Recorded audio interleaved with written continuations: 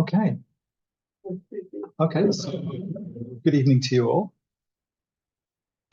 It's lunchtime here in the UK, and I guess you're almost approaching heading home. But I appreciate you hanging on for this conversation with me, and I'm really happy and excited to be. Suji was talking about the work that you do, and I'm really excited to hear all about that. So I was going to say a little bit about the glossary here, here in the work that we do in STEM. So STEM, we have a sign for STEM, which I'm just showing you now, because it involves a number of different sciences that contribute one to the other. So that's the sign that we have here for STEM. So this is a slide that says a little bit about who I am. I work here at the university, here in Edinburgh, up in Scotland. And I've been working here for, I think, about 17 years I've been here. And I'm really interested in teaching. I teach on the chemistry course here, but I'm also a researcher looking at how we can use, how we can teach science through the use of sign language, and how we can learn concepts through the use of sign language. So those are my kind of two roles here. Does that kind of make sense? Following my signing? Okay, I'm just checking my screen. That it's kind of making sense to you? Okay. Well, thank you for the invitation to come and talk to you this evening. I really, really appreciate it. This is the global year. It's a special year because it's the global year of sign language lexicons. And I know that your work is a part of that. Over in America, in Gallaudet, we have a kind of conference, a kind of a plenary to the end of the year, and a number of workshops. And I'm hoping some of you are going to be able to attend that. And we're hoping that that will get repeated. I don't know if you know the sign that we use for Gallaudet University. I'm sure you're aware of it. So we will all be congregating in Gallaudet the first week of March. Yeah. So I'm presenting today, but I'm representing a large team of 37 people that work on the Glossary project with us. And Sujit, as you'll see from the PowerPoint, is one of those. You can see Sujit just there. And they are all deaf people. They're either scientists, some of them are teachers, some of them are sign linguists in the team. And we come together in different combinations to work on the glossary. I just want to say a little bit about deaf education, and I don't know whether it's similar over there in India, but most of the deaf children that we have here are educated, well, the most of them that we have are in England. So if you look at just the number, 87% are in England, and 6% Scotland, Northern Ireland, and Wales. Okay. But altogether, we have 52,777 deaf children across the UK.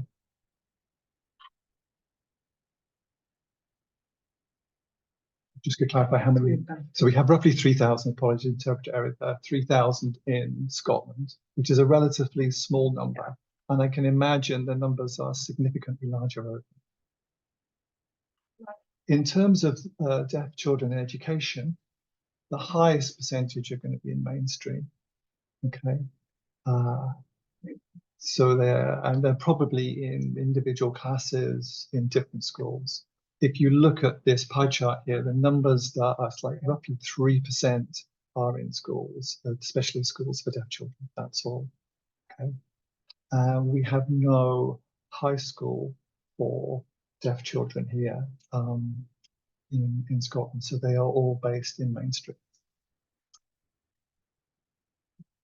Some deaf people do manage to go to university to study science, and there was some research that was done quite recently looking at the numbers, but the numbers of deaf people that go is like 0.3%. They repeated the study 10 years later, and the statistic is still the same. There's been no increase in the number of deaf students that find their way over to university. And we don't really quite understand why that should be.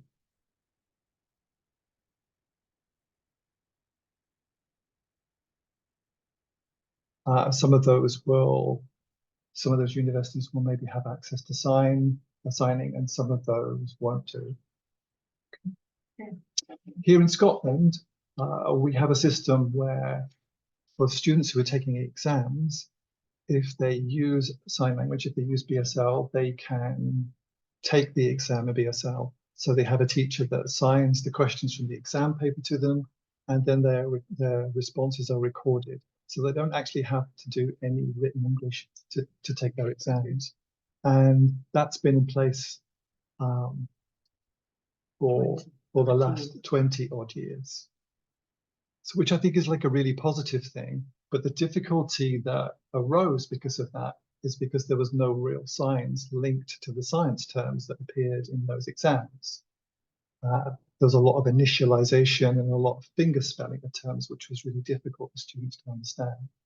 So what happened was that they set up a kind of a project, rather similar to the project that you're working on, a glossary project, was set up here in 2004 as a kind of pilot. And we started off looking at some maths signs. So that was the first topic that was looked at in terms of the glossary here.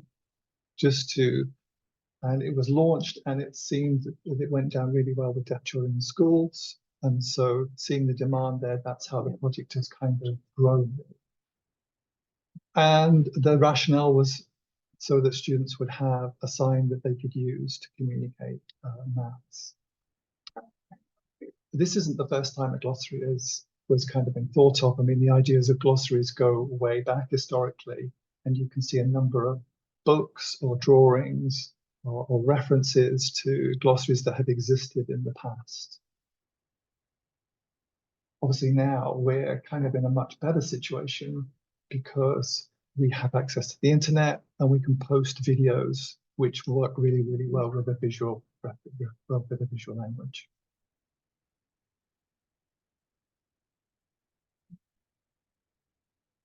So in 2007, we started to develop the project, and this is the homepage for the SSC website, and you can click on the various subject areas. So we have 10 kind of topic areas that are covered so far, but we do want to extend this to many more as we can. But it's kind of money dependent, really, whether we have the money to do it. Yeah. The signs on the glossary are organized in terms of subject, but they're also organized on an A to Z level. Okay, so you can click on A and that will give you terms that relate to that topic. But at school, if students don't really know a term, then it's nicer for them to go back to the topic classification, and then they can see that term in that topic that they're learning. So there's an A to Z option with all of them on the right-hand side. But to save you scrolling through all of those, if you're not familiar with the terms, you can go to the topic area, which you can see on the left-hand side there. So within the topic areas, there are various kind of subtopics, and the signs are grouped in that kind of thing. What we have is like a sign that represents the term, and then we have a video that explains the meaning of the term to give students an idea of what it actually means, and then an example. So I'm just going to show you a very short video and hopefully you're going to be able to follow it around the term interdependence. So what does interdependence means? It's to do with an environment, to do with animals or plants, flowers, microorganisms within that kind of environment, and how they are interdependent upon one another, how they rely on one another for their existence. So to just give you an example, if we think about butterflies, butterflies are interdependent with flowers and plants. They have an interdependence.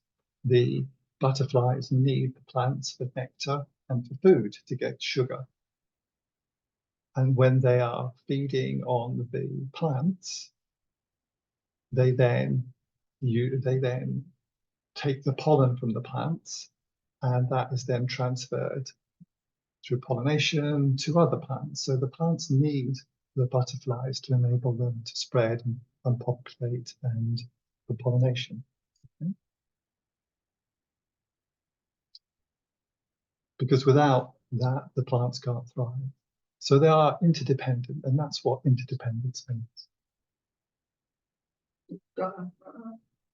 I was looking on your website, and you have something similar, which is really, really nice, with a meaning attached to the signs that you have. So you've done similar kinds of things, and so people can then look at those and understand more from them.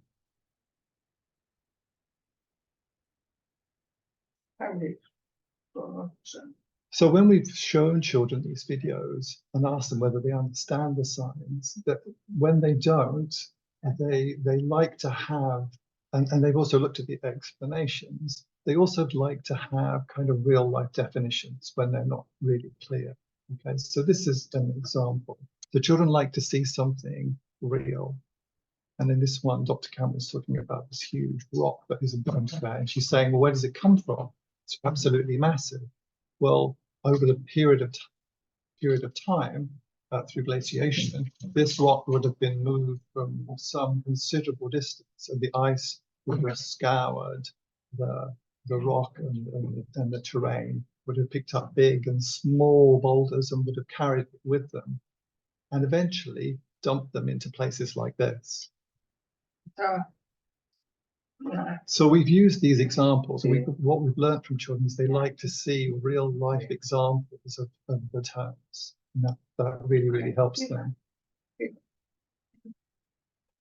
If you see a term or a term in a book, for example, it's quite difficult to make a connection with it unless you have like a real life example in your head. This slide is representative of the numbers of people that have funded us. So we've had to go cap in hand to various funders, all for relatively small amounts of money. We would love a huge amount of money to make us more sustainable, but we're grateful for the project funding that we've had from all of these various organizations. So back to the team that I referred to earlier on. I don't really have, but what's your sign for biology? Do you have, okay, so that's a sign that you use over. So we have chemistry, chemists, and we also have physicists in our group. Okay. Physicists, I'm just picking up the sign that we use over in India, lovely. So we come together, not all of us, not all 37 of us together. It depends on the subject area. So if it's chemistry, it'll be the chemists that come together or the physicists that come together. Okay. But one of the things is it's very important for us to work with science linguists and also the teachers in each of those groups, however we formulate them. This is just a quick shot of when we used to come together in person in a workshop. And in this particular shot, we spend a lot of time, as I'm sure you do, talking about science and about the meanings of the scientific terms we're trying to find translations for. But through COVID, everything changed and we moved online, as so many people did. And this is just a snapshot of a sign development workshop that we did online around computer science. So we had a number of sessions, over 12 weeks. We met every single weekend and had these discussions about these terms. And in a way, we didn't have very much else to do because we were pretty much stuck in our houses in lockdown. So here's an example of the conversation and thinking about a sign for computer science. And then Ben in the bottom right-hand corner suggests this as a sign. And the reason for this is that the two fingers are representative of kind of the coding language at the beginning and the end of each code. And the initial one finger is representative of the sign for data.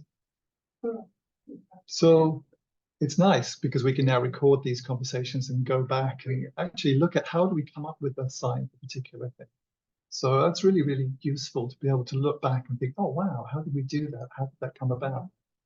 So these are all deaf people on the screen here. There is one person in the middle who's hearing, but the rest of us, and the conversation that we have are all conducted in sign language. The most important thing for us is that we come up with a sign that we're all happy with. So we all have to agree a sign. And as you can imagine, there's a lot of debate and a lot of conversation. But this sign that Ben's suggesting, people seem pretty happy with. But I wanted to just say a little bit about deaf scientists working very much in isolation historically. And this is a really nice example of us as deaf scientists coming together and being able to share our passion for science and have that conversation face to face, as opposed to with our colleagues, maybe around a lot of hearing people and having to write things down. So I wanted to say now a little bit about how we create the signs. And our signs are based on concepts as opposed to specific terms. Okay. So they're not based on the word, the English word. That's not how we do things. We're interested in the concept that the word is trying to explain. Okay. Something needs to be visually representative, the sign that we come up with, and it needs to be iconic. Okay, and I'm sure I know you're doing something very, very similar. And we try and connect signs so that they have a relationship with one another that builds on the idea of based in the concept. So just to give you an example here.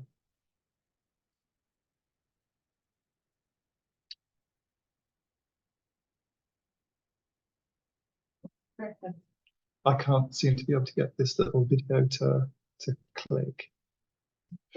But we were following the words previously when we started off in the glossary. But we realized that actually that could lead to difficulties where signs weren't visually representative. We were looking at cells at one point as part of the project, stem cells. And it is obviously a way that the body enables us to regrow and thrive. And we had come up with a sign, which was this one, what this one is showing you. But then we showed it to someone it was their subject area, and they're saying, actually, that's not really accurate, because the sign should be more representative of something that is about to change, which is what a stem cell is. If you think about stem cells, they can be red blood cells or they can be white blood cells. They have the capacity to become any cell within the body. But whilst they're stem cells, they haven't yet made that transformation. So visually, we got that wrong because our first sign showed something that had already changed, had transformed. Okay. So the sign needs to be clear and it needs to be representative of the concept that underpins the term that we're looking at. We try and make our signs as iconic as we can. Okay. Does that make sense to you? Okay. Just in terms of translation from yourself over to yourself. So the sign for tornado is strongly iconic. That's certainly that's certainly the sign that we used. So you came up with something slightly different. Yeah. We don't take the view that there's a right way to do this or a wrong way to do that. And we want to be hugely respectful of projects that are coming up with their own versions of these things. That's quite right. This is a sign relating to plate tectonics, destructive plates. So as you can see, we try to be as iconic as we possibly can. We also try and create signs that are related. We call them a family of signs. And maybe have a look at, maybe you can see the similarities between these terms and the signs that we've come up with.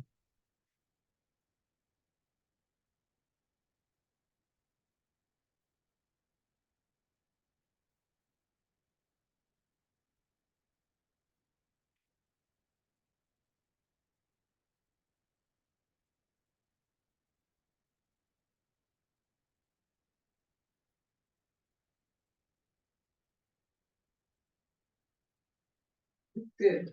So you can see there we're using placement, the same kind of placement throughout all of these signs, which show a chemical, show the change or reaction that's taking place, with slight variations that then indicate different meanings. If something is giving out energy, it still has that movement in it, but with a different facial expression. Okay, so we can kind of modify this kind of basic root sign to give different meanings.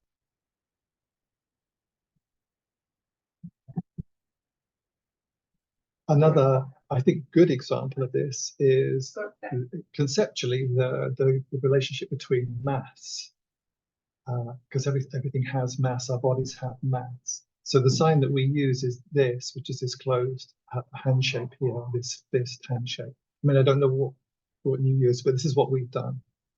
If we think about weight, which is conceptually kind of linked to mass, okay, so we have weight in terms of, but it is a force of gravity, okay?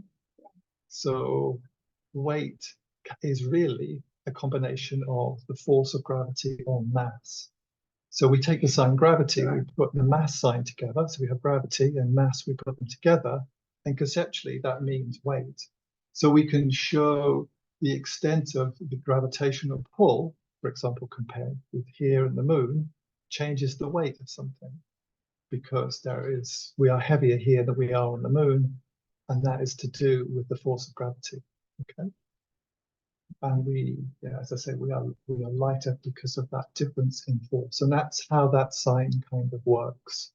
And you can modify the sign on one of a more dense planet. The gravitational pull would be significantly different, and you can change that sign. So the signs conceptually help us understand these different terms.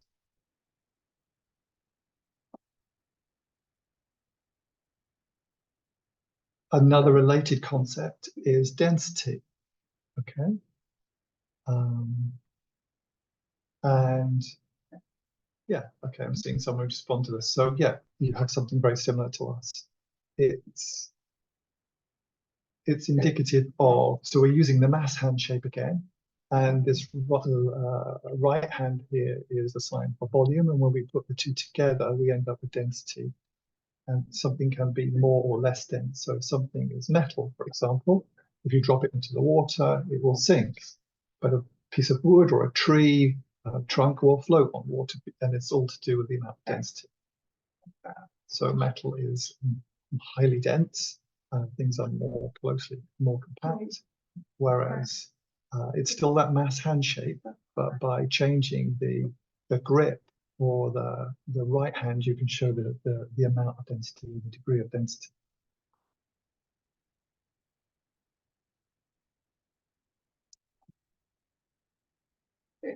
So this mass hand shape is in all of them.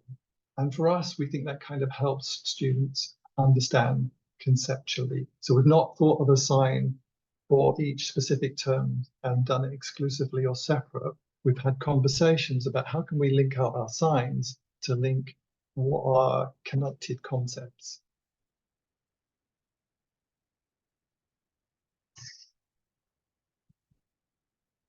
And Sujit was involved in this. So we had, for example, 20 of us came together, funded by the Royal Society.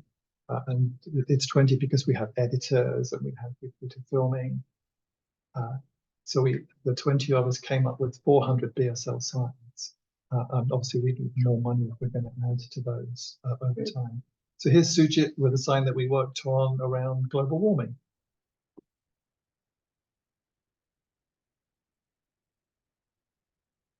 Yeah. I don't know, have you come up with something for global warming? What signs do you use over there? Yeah, but because this was a term that I hadn't really been particularly familiar with. Carbon footprints are relatively new term, okay? And really it's to do with the amount of carbon that is released by activities that we engage in. And the sign that we have is this one that's already showing you now. So we're using this C hand shape, and then we can indicate the release of carbon or how much by modifying the right hand. Sure.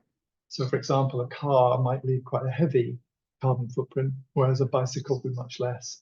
Again, compared with an aeroplane, significantly more. So this is a picture of some of the filming and some of the work that we've done. And I know you've done something very similar with the projects you've been working on. Yeah. So we've created the signs, but it's really, really important to us that we engage with the deaf community and share those as much as possible. So we've done kind of science shows with people in the deaf community. There's a photograph there. You can see there are 3 deaf people in the picture just on the right. 3 women. Can you see 3 women that are kind of signing just to the right there? And that was the first time those women had really kind of understood some basic science concepts over the years. I mean, I'm not saying that they're older, but if you think about, it's kind of quite sad to get to a certain age and still not have access to some of these concepts. So we don't want that to happen for the younger generation. So we go to schools. Like I say, we have children that come here to the university to do workshops with us. So we do a lot of engagement with the community. And we have teachers, as I said before, deaf teachers who then go out and use the science in their classrooms, and they teach the science. And the children really, really like them. There's a little video that came up in the summer here that was posted on TikTok, some science that we created.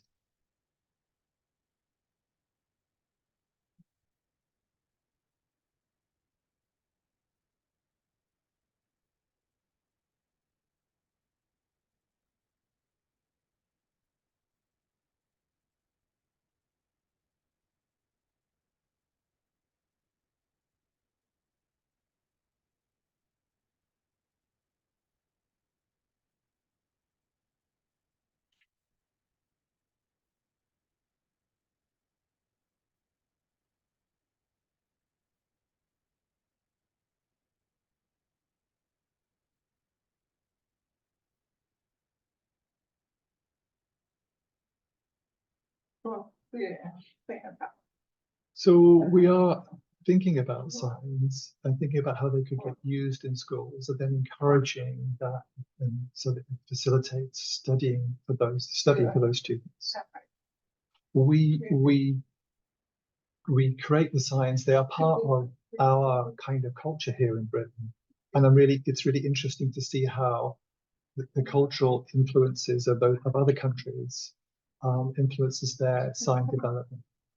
Okay, so just to say thank you very much for your attention. Really, really appreciate it. And I'm just going to stop my PowerPoint now.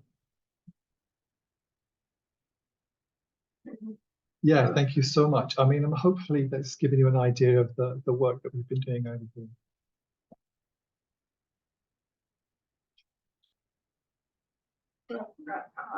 Hopefully I haven't kept you too late. Yeah, I'm happy to take some questions if you have them.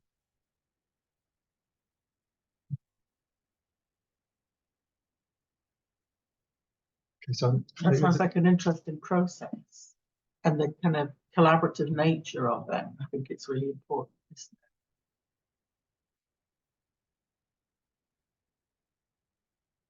And I think, you know, we do a lot of reading in English, don't we? And sometimes you just can't understand the concept through doing that. So kind of having that discussions around the concept itself, I think, is really important. So the concept is clear, it's visual, it's understandable in that way. So yeah, a lot of thought around that. So like carbon footprint and how you can kind of modulate that to show how heavy. So it's not the word footprint that you're focusing on, it's the concept of carbon footprint in its kind of totality. So yeah, you've got the C for the carbon. And you're talking about emissions, aren't you? So you're talking about carbon emissions. So yeah, so to have that sign for carbon footprint. So maybe, yeah, if people have the concept of emission already, then that kind of helps understand the concept fully, which is really interesting. Yeah, so it kind of works on an international level. Whereas footprint, you might not actually know what that means necessarily from reading it, but that science captures the concept totally, the kind of idea of emissions and carbon, and then that leads you to an understanding of what a carbon footprint is. I like your little addition at the end there, because in a way it's the total, isn't the total number of emissions, and that's a nice addition to the sign. Yeah.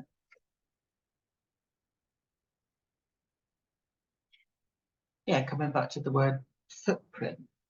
You know, you think of footprints that animals necessarily leave behind, don't you? That's your kind of the meaning that you jump to when you first read the word footprint. So yeah, that's really nice in that concept, that it has a different meaning than one you would be led to having just written it. I mean, read it. Yeah, and I think that's the value of coming together and having different perspectives on these things, different types of knowledge, and it's from that we create these wonderful signs. But I appreciate, your thought about adding that extra element to it, which is like the totality of emissions, is all part of the concept of carbon footprint.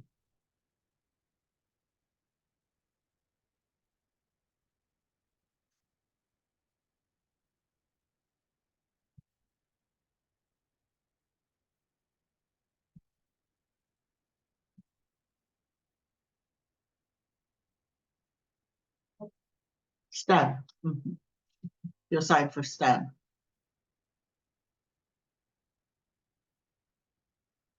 So when you're talking to students around the word, a lot of them wouldn't necessarily have an understanding of what that means, or they would think. Yeah, but I mean, maths is a part of STEM as well. Yeah, you're quite right.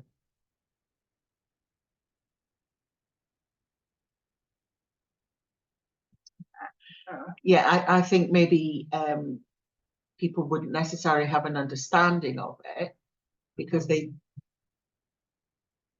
not party to those discussions, perhaps, or overhearing those things. So yeah, I mean, I think that's a good question. I think if you're with people who don't understand science, and I mean, we have deaf scientists here, okay, we started the project in 2007 with a very small number of us, and that is growing over time. So we're having more and more deaf scientists. We're seeing more and more deaf scientists, okay? And I think, maybe that's because people are becoming more aware of the signs that are being used. Yeah, but we are keen to work with fluent signers. That's another part of what it is that we're looking for, so that when we come together in the groups, we can have this very easy conversation. I mean, I'm not trying to put down the interpreters that I have working with me. I mean, you can work interpreters, but and we have had hearing people involved in our workshops, but it's mostly been deaf fluent sign language users, because that's enabled us to have those conversations.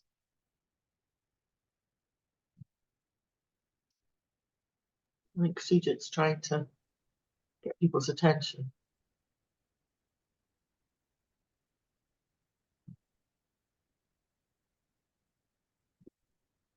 I think there's a discussion around the word STEM, about the sign for STEM.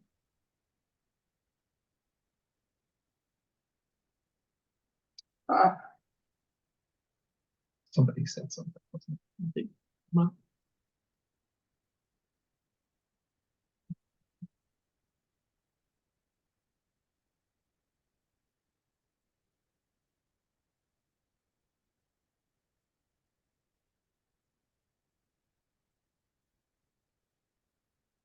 So when we came together to do the astronomy project, we didn't really know anything about astronomy. So we needed to have like a hearing person with us to explain the concepts, some of the things, because we didn't really understand it, okay?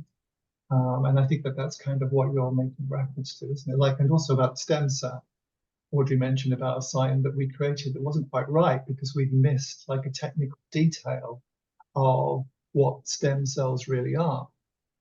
So, and I know that we've had people who don't sign, who are scientists who have, we've had them come to the project, and in some ways we kind of rely on them sometimes to explain to us what terms are and to kind of keep things on track in terms of to make sure that our signs are kind of accurate. Yeah. Mhm.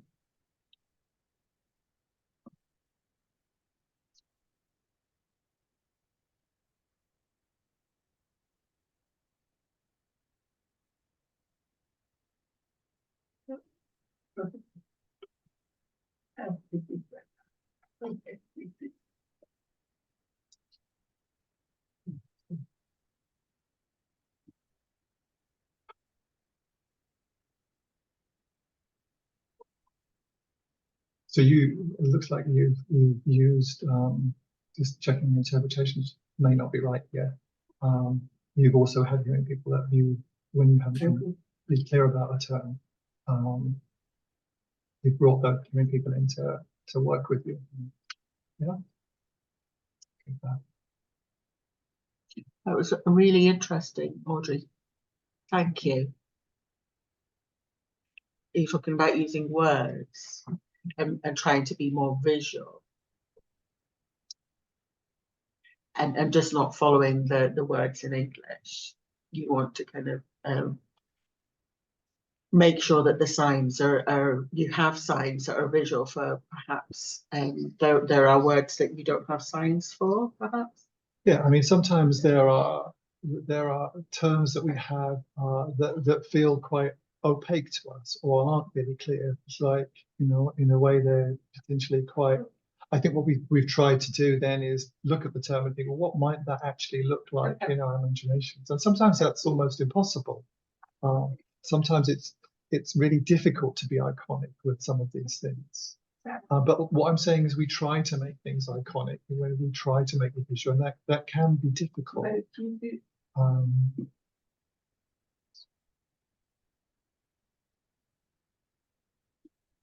Yeah, and I think we're the same. We're trying to kind of come up with things that are very visual, and we'll maybe kind of use other resources to try and get an idea of what maybe it looks like, or the shape of it, or just to kind of understand it a bit more. And we maybe bring people in that have a greater understanding of that, so we could kind of refer to that to try and understand and come up with a sign. We've used books, we've used videos, we've used pictures. But within our teams, we have people who have like PhDs in their subject area, or they're graduates. These are people who have been studying science or worked in the science field for many years. If we don't have deaf people in those fields, then we will bring in hearing people to start the conversations with us. But we do spend a lot of time, and Sujit and I recently, we were at the Science Museum trying to think of a sign in relation to kind of an astronomical piece of astronomy equipment. So we needed books, so we needed explanation from those.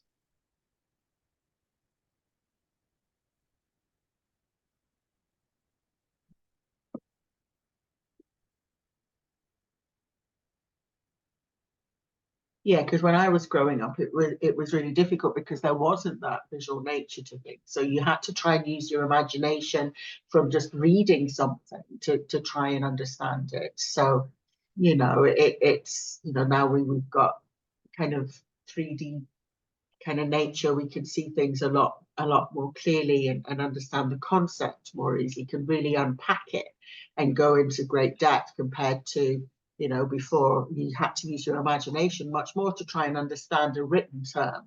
So yeah, this is great, isn't it, in terms of being more visual and using sign language to do that. It's important. Yeah, so to get that kind of visual nature. Yeah.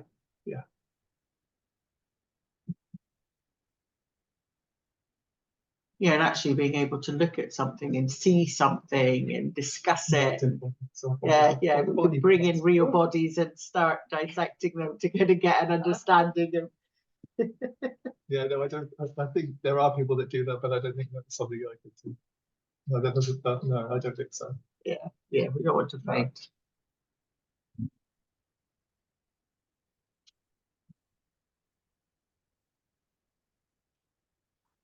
Yeah, but now you're talking about astronomy as well. a black hole. That was amazing, amazing, you know, because when you read the words black hole, you can't really try and imagine what that is necessarily. So actually seeing it in a sign, it's just amazing. You have that complete understanding of the concept and what happens, whereas you don't get that just from reading the words. You have that kind of totality of understanding.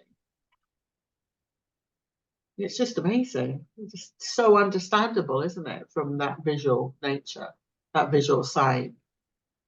Yeah. And that's what we want. That's what we want. We want deaf people to be able to look at these things and go, yeah, that's what it means.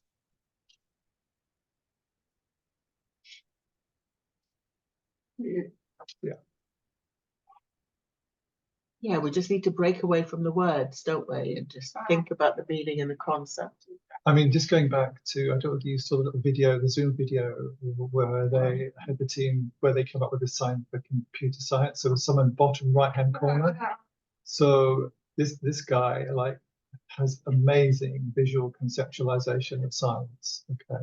I mean, you know, his capacity to be able to just wrap up a concept in a sign, like really amazing. And you could see the team took to that sign straight off. You could see their responses. Yeah. Yeah. It's fantastic. I'm thinking about car engine as well, and just just how clear it can be from watching the sign. You know, like engine engineering, and it was just amazing. It was amazingly clear just from watching this sign. It's just I couldn't get over it. It's just But so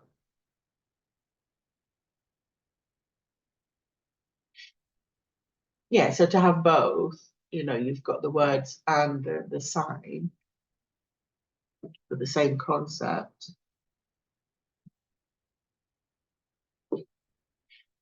Yeah, but it's about like where we're starting from though, what we're using to kind of really get to grips with that concept, and it's not just the words. It's going much deeper than that. So yeah, fantastic. yeah, well, we've had a lot of these types of conversations in our teams, and I can see you know, you've had similar conversations, which is lovely. It's really lovely to see you're doing similar kind of work. Yeah, and it's little one on the screen there. Just give them a little wave. Yeah, it's very interesting. Yeah, for those studying.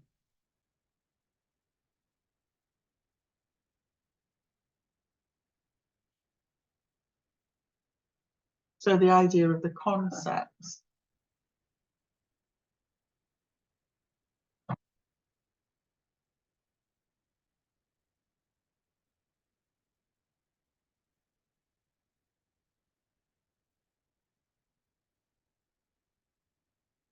Sorry, I think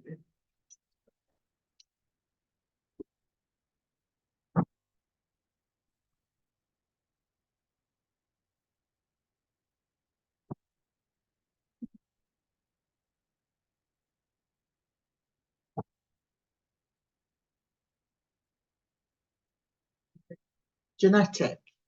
Yeah, look for a term such as genetic.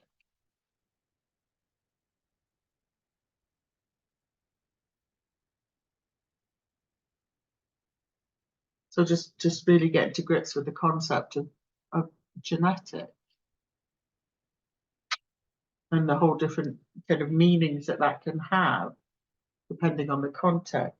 Okay.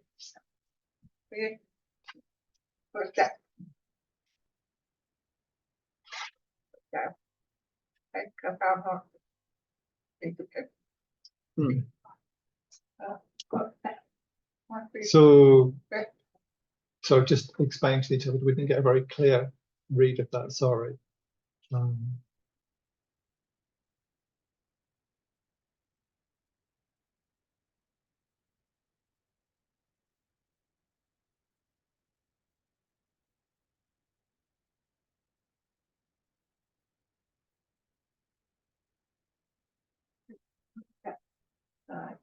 So if I think about concepts like mass and weight, I mean, I think for me, those signs together are a concept. And you're right, some concepts have, like, for example, genetics have a number of terms in there, you know.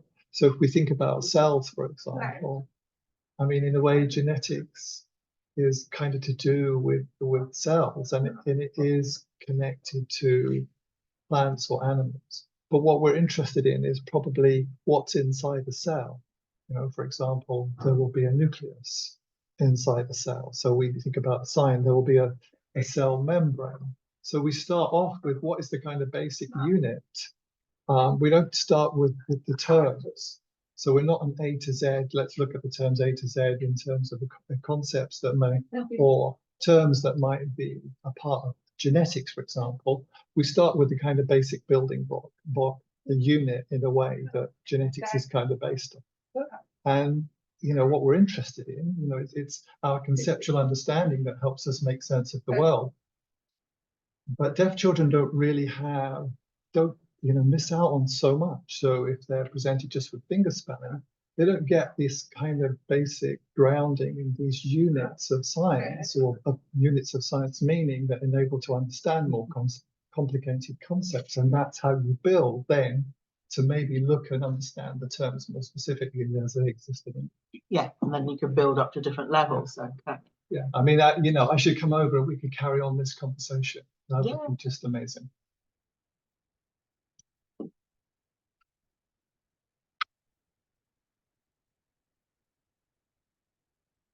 I think Sujit.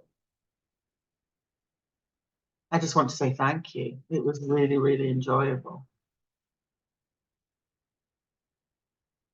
In terms of the, you know, the discussions around science, because we're having similar, you know, discussions, you know, from kind of looking at textbooks and thinking about the science. So that's a similar process. But it would be kind of really nice to keep in contact, to think about resources.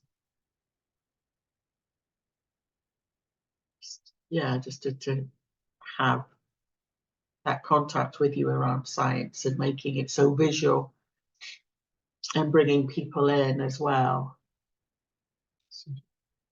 Yeah, and you know, obviously we could do that via Sujit. So yeah, because I remember growing up as well, that kind of not being able to access science in that way, because it was all kind of very textbook heavy. It was all very kind of reliant on the written word. So yeah, this is amazing.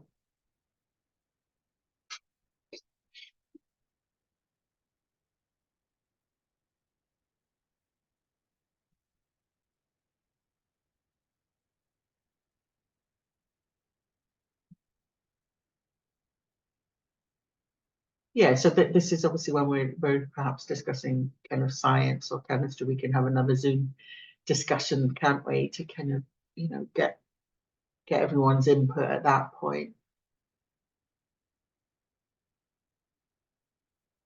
Yeah, we can do it via Zoom. Yeah, I'm yeah, like a kind of like an open book kind of thing, isn't it? This means.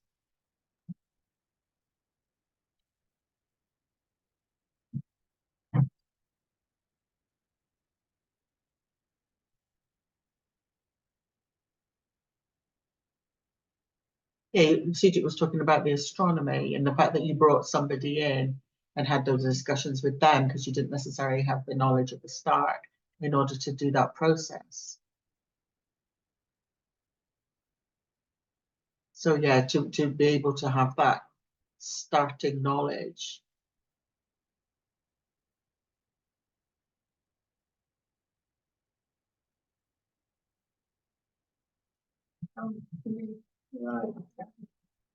So are you talking about pre-existing signs or older signs in the deaf community? Just how things were referred to perhaps in the past.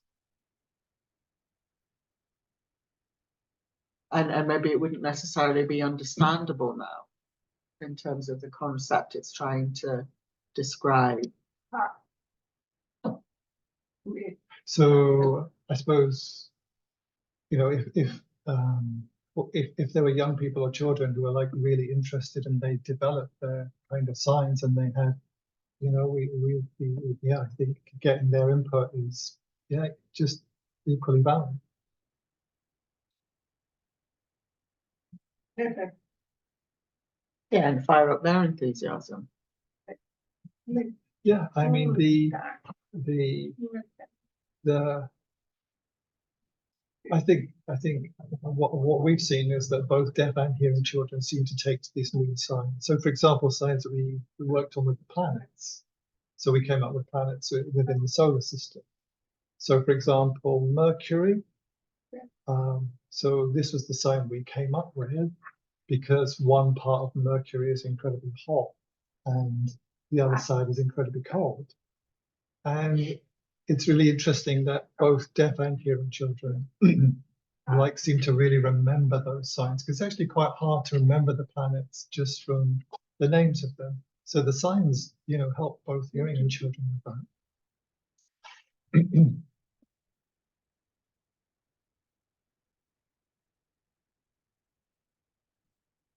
Yeah, and we've kind of, before we were looking down microscopes and then we were looking through telescopes, but yeah, it's about kind of looking at how things have changed and finding that visual nature.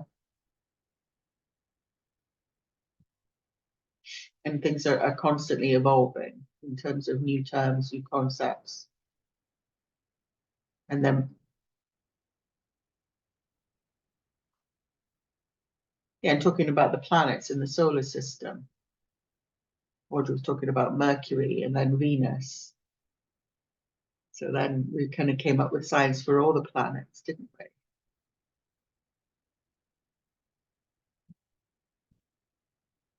Yeah, because Mercury, we came up with a sign for Mercury, and then had discussions around all the planets. So yeah.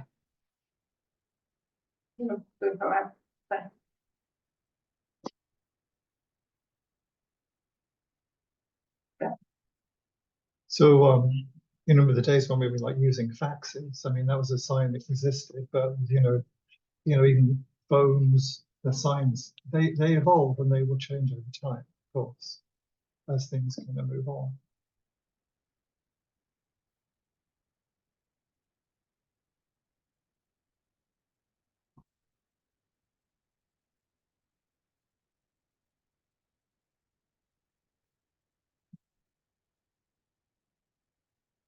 So yeah, We had CD-ROMs previously. Yeah, CD-ROMs and kind of computer towers, so that the whole kind of science have evolved, haven't they, as the technologies involved? Because if we think about computers, they were very different before. So we had DVDs and all that technology, which changed. So how we've signed to refer to these things changes as well, doesn't it? The signs that we use. So how we signed around computing a long time ago would be very different to now, because we used to have CDs and now we're kind of all online, we're all digital, and we download things and stream things. So it's all very different, the technology, compared to before. We kind of save things up to the cloud, and yeah. So the signs that we're using to discuss these things evolve as well. So yeah. I mean, we yeah. So I mean, even the way things are uploaded to the internet has changed over time, of course.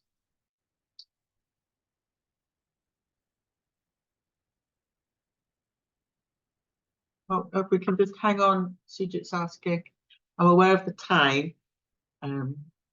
Yeah, I've just caught sight of the time.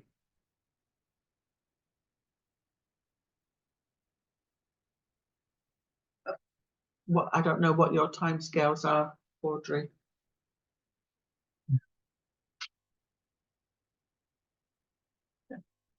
Yeah, and the interpreters as well, in terms of, you said you had the interpreters for an hour.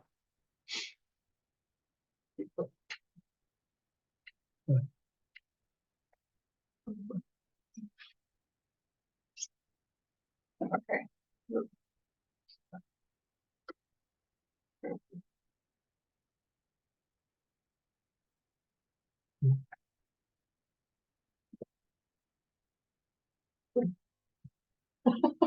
The interpreters are signing off now, so Audrey wants the interpreters to come and say goodbye.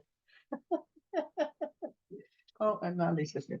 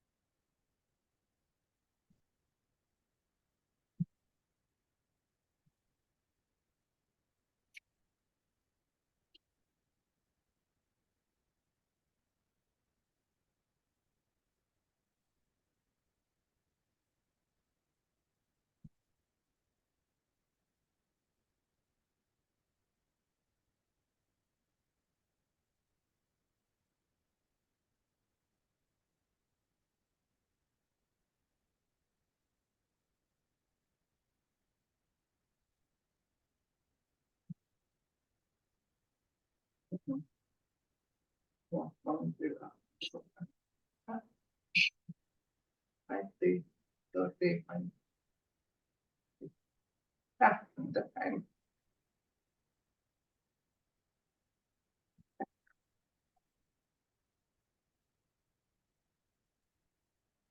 Back. Around.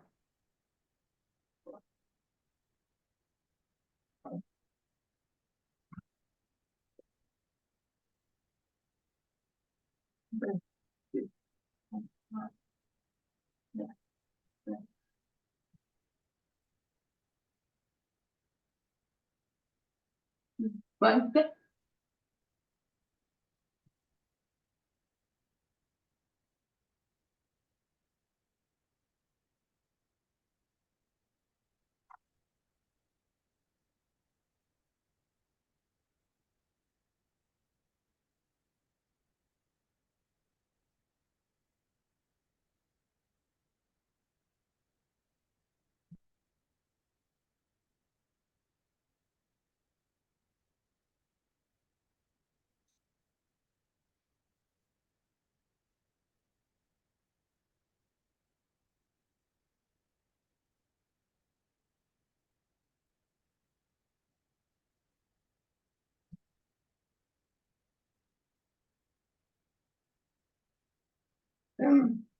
Oh.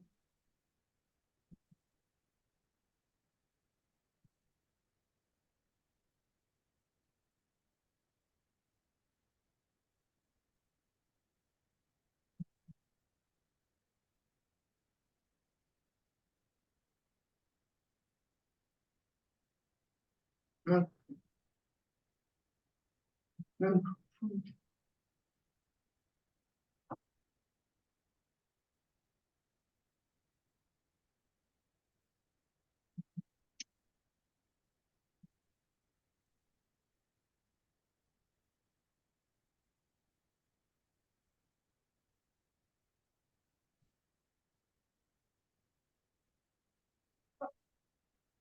That's good for that.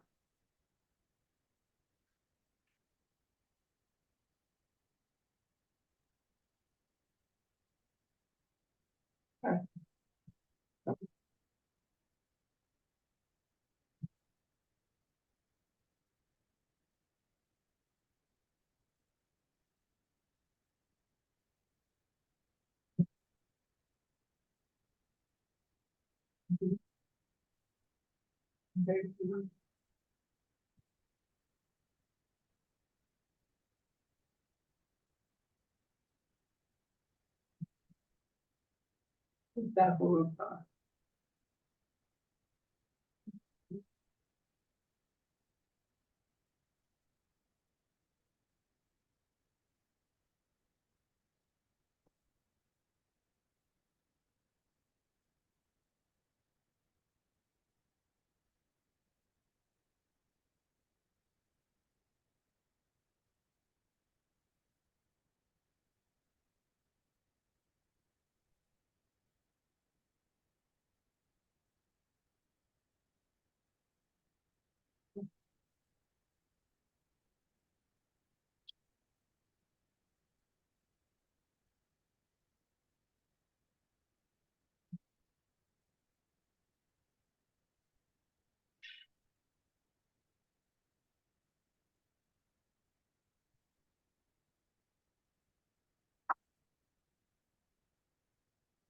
Thank you.